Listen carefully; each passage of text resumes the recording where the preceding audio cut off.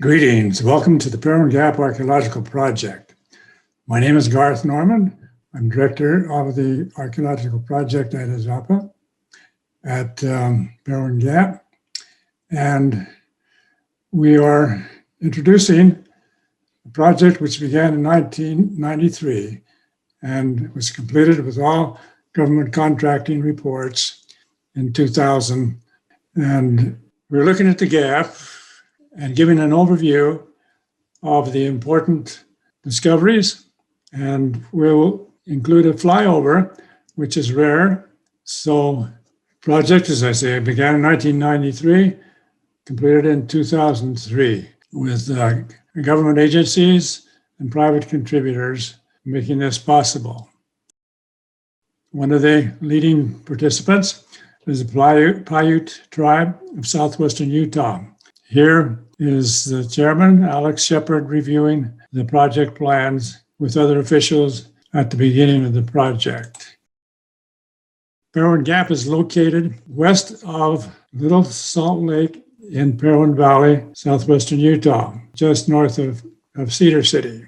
The highway from Parowan goes to the end of Little Salt Lake, where it enters the gap and continues for 3 miles to the Gap Narrows.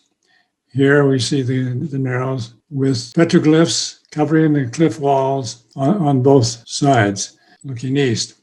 Here we're looking south at the gap and the west ridge of the formation toward Cedar City. The Parowan Gap was the only access going west from Parowan Valley.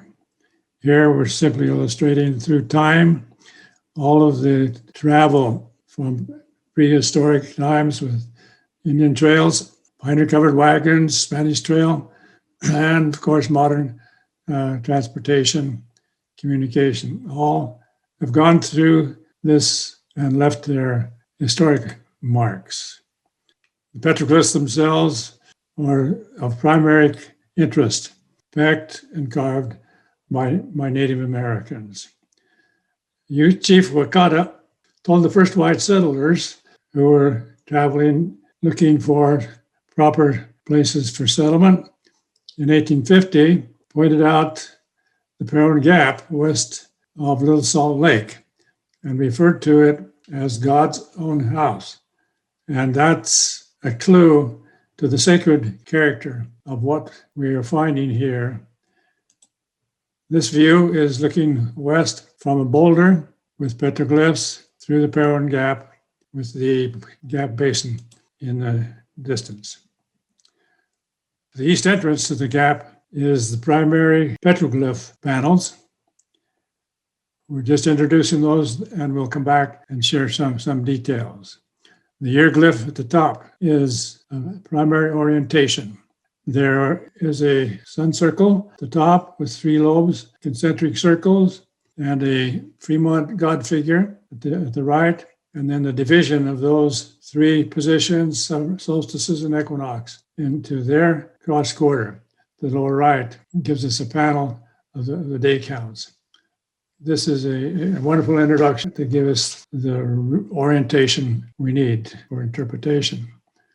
There are 93 petroglyph panels organized in the full record. No other site quite compares with this many concentrated petroglyphs with a design plan in one location. Here we're looking at the Parowan Gap from the east with that petroglyph panel overlaid against the gap in the background, which becomes the map for recording this incredible calendar record. Here we're looking at the basin from the east through the gap, and this is a map of the different observatory cairns that were pre-designed for viewing the sunset through the gap on the key dates: winter solstice on the north, summer solstice on the south, equinox, and other intermediate calendar positions in between. This is a sun cycle glyph showing the actual calendar dates, recording the different cycles of the year, equinoxes, solstices, and then two major seasons, the summer growing season, the green, the rest of the calendar between August and April in the yellow. The yellow circle in the diagram equals the 260-day count, which is the 9-month human gestation time cycle. Now we go through a flyover to give total perspective. This is Little Salt Lake. We had the good fortune to have water there when this was taken.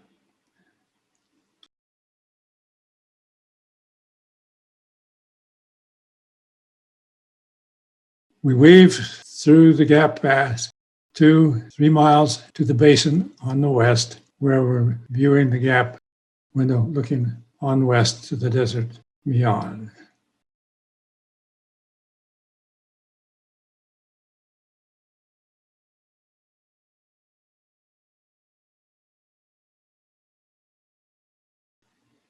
Here we introduce the summer solstice sunset, which is the primary orientation.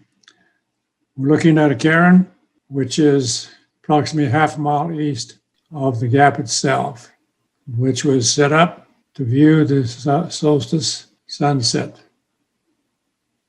There are two other cairns closer up for viewing the same with different effect. Here's an actual picture recreated during that time. Solstice sun setting on a distant mountain peak. In the Gap itself, there's a bench, see on the west, the south side, and the sun at the solstice time sets on top of that, slides down, and we see a circle highlighting the sun shining through the profile face of what's identified as tovats, or tovats in the Paiute language, illuminating the eyes and the mouth areas. Sun continues to set.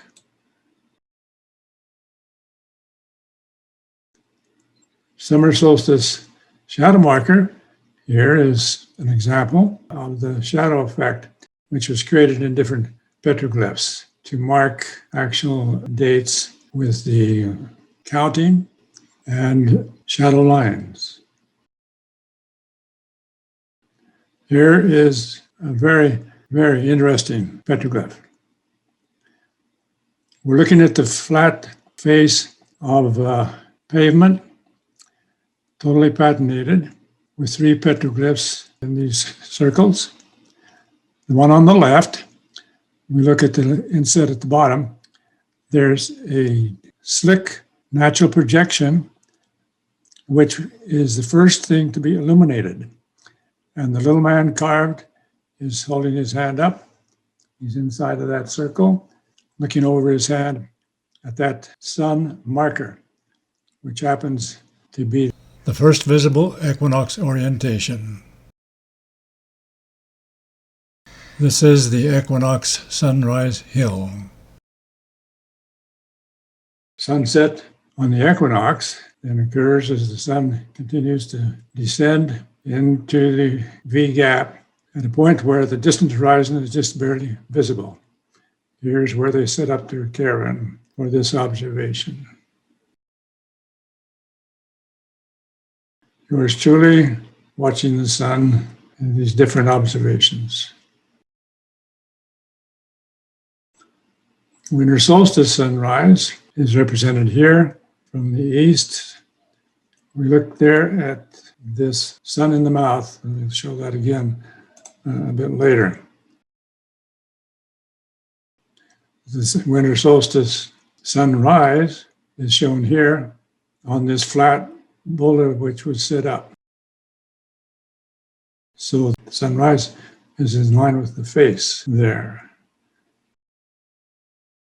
Then as we look over that boulder, we see the V gap and the distant horizon again from this position. And the solstice sunset, last view disappearing against the north peak. This kind of precision is amazing for clarity and documentation of the full calendar system of the gap. Here we're looking at the shadow markers. These vertical lines are marking the winter solstice day count progression for about 15 days to be able to pinpoint winter solstice during the often inclement weather during the winter season. The value, the judgment of this rare observatory was observed by astronomer John Pratt, who tended to confirm the reality because of the natural orientation, which is true to the astronomical record. Here we're looking at the winter cross quarter, which is the midpoint between equinox and winter solstice in the day count. And it's the distant horizon, approximately midway, where the two sides of the gap come together. Upon the northern east ridge, here's this cairn marking that observation. Large round rock in the middle, surrounded by other stones. That is a typical petroglyph rendering of this date. Another cross quarter in the petroglyphs inside the gap. These V-shaped panels turn out to show the shadow line as the sun is setting along those angles. Looking in the other direction, we are approximately a mile west of the gap. Along the ridge, the most distant rock cairn here is showing where the sun rises, where the eastern cliff face of the Parowan Gap meets the far distant mountain horizon. And that's what is shown in that sunrise position. My associate, Lance Harding, is looking at summer solstice sunrise from a Vision Quest site.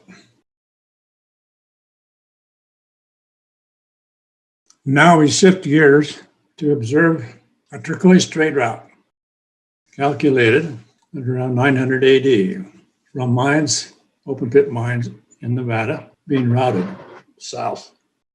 And trade route and the 268 calendar at the Parowan Gap probably originated through influence during this trade contact in the 9th century AD.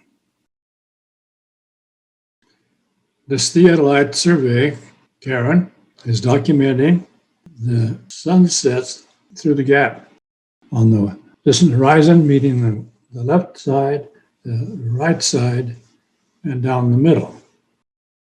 This theodolite survey is being tested for mapping astronomy by my research associate on the project, Mal Morris, an engineer who developed this program. This was the first official testing. And through quite an extended period, we were able to document its validity. This picture is showing the sun setting that cairn on the northern wall on April 29th to August 12th, which is a 105-day summer growing season. August 12th to April 29th, and the other phase of the year is the 260-day, 9-month winter fertility season. So the 105-day summer fertility serpent panel is very detailed, and it probably resulted from influence around 900 AD. The serpent body has 52 dots, which matches the day count from April 29th, the New Year date, to June 21st, summer solstice. Other details in this panel include orientations that are very, very precise and interrelated with the calendar itself. Southwest traditions shown in the gap symbols include Father Sun, Mother Moon, that regulated ceremonial life cycle through 4 seasons with the new moons. Hopi ceremonialism presents the cosmic pattern through which all forms of life move to their appointed ends. content to move slowly and in unison with all life in this pattern, inducted at birth. Paiute reverence for all life forms manifests in daily life. Oriented doorways look to the sunrise. They prayed at sunrise, noon, and sunset. They prayed for rain, planting, harvest, and before a hunt. Observe life cycle rituals of puberty, marriage, birth, and death. Martin Tyner, Foundation Director of the Southwest Wildlife Foundation, here at the Gap with his Golden Eagle bud, trained and participating in the conservation of the Gap and wildlife. We go here for a visit to the Paiute Annual Festival in Cedar City. Here, these young men dressed in their native costumes, we see the symbolism still being preserved in their dress. That's in the Parowan Gap. Notice the discs on their forehead that reflect the sun. This is a prominent panel, lunar panel, inside the Gap. We're looking at the shape of the sky observed in the passage of the moon. The fan is the canopy of the sky being divided into its four parts. Down the middle to that long line is measuring a full moon, and then from the west, the quarter, 2 quarters, 4 quarters going east to new moon again. The various panels record various parts of that cycle. The large elongated panel to the upper right is the metonic panel. This first was analyzed by Nell Morris and is the 19-year metonic cycle, which simply is the time where the sun and the moon complete their cycle movements to come back to a beginning conjunction. In the Narrows at the east entrance, south side, we're looking at the cave shelter to the lower right, and directly above that, toward the top, we see the natural face of Tavuts. And on the left there, the ledge, we have petroglyph panels and a large observation location. Here's petroglyphs in that area for recording the Venus cycle, the sun cycle, and the moon cycle. Now this conjunction is 2,920 days. The evidence is overwhelming that this was observed here by sun watchers over a significant length of time to bring those 3 planets into that conjunction. The only other place we see this record is in 2 codices in Mexico that are actually of a later date than what we would record here in this petroglyph. Here are 6 Venus conjunction panels at the Gap.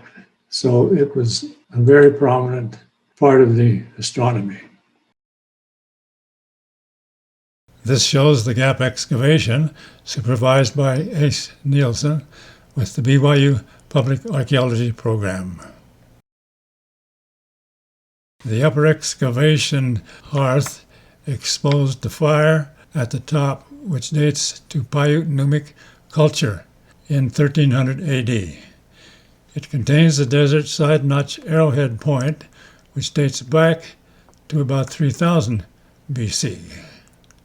This marks the time span of the Paiute fire hearth dating, with the desert side notch point spanning that full period.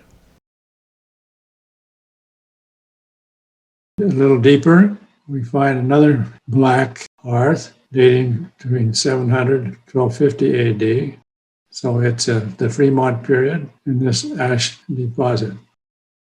We were fortunate to get this record preserved. Ongoing vandalism has disturbed it.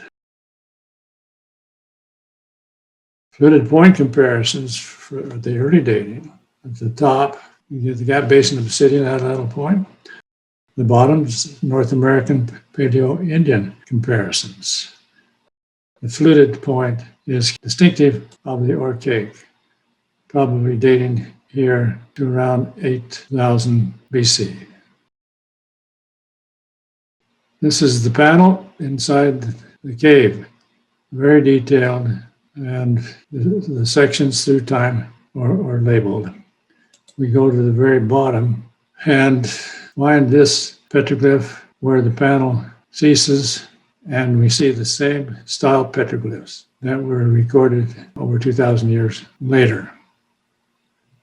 It's a good record of the time, record of the Parowan Gap.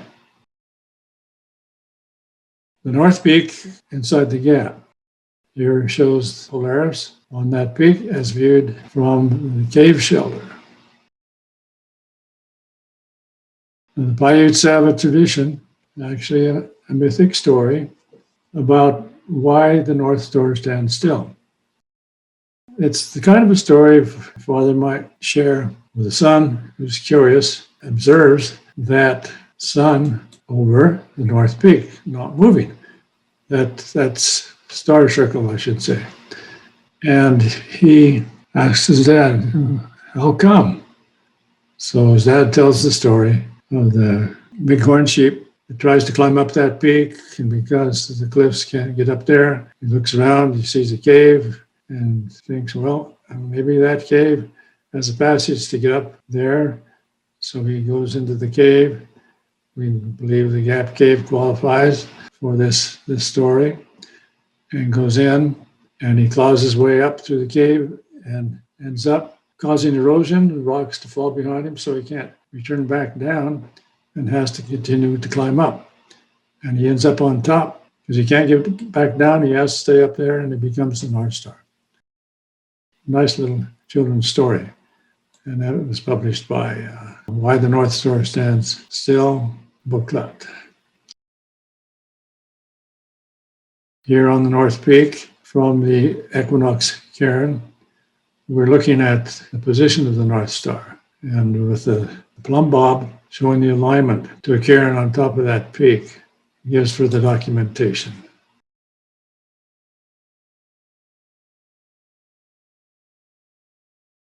This petroglyph panel is adjacent to the cave shelter entrance on the upper left, and is a record of the Northern Polaris annual calendar. This is a stipple, only a few inches in diameter, of that, showing positions of star clusters around the North Star. This is the autumn one position, which correlates with the time period when this was recorded at the Gap.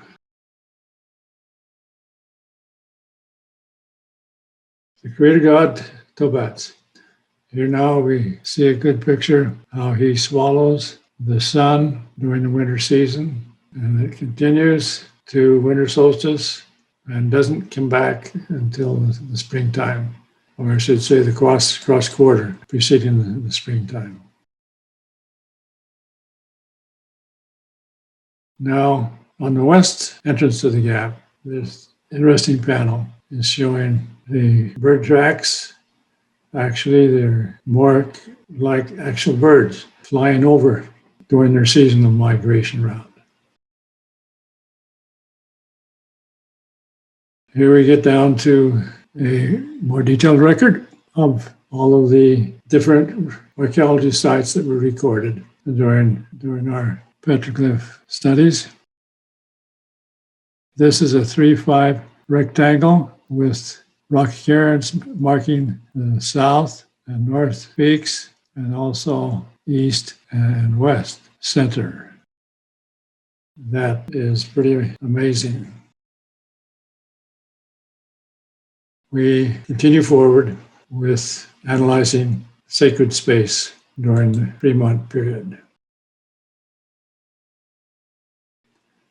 Here's the central axis line from the Gap North Peak through those cairns on the eastern horizon and the eastern hill. For that eastern hill, this is not a cairn, but a stone pictograph with the stones selected to match the terrain looking through the gap, the loaf shape, and this loaf shape matching the distant gap hill to the west.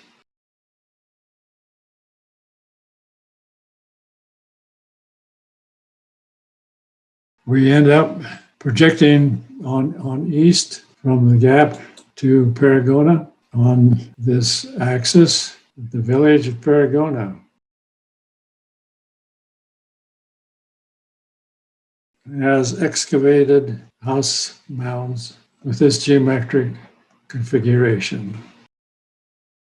3 times 5 is the gap basin dimension that we pointed out.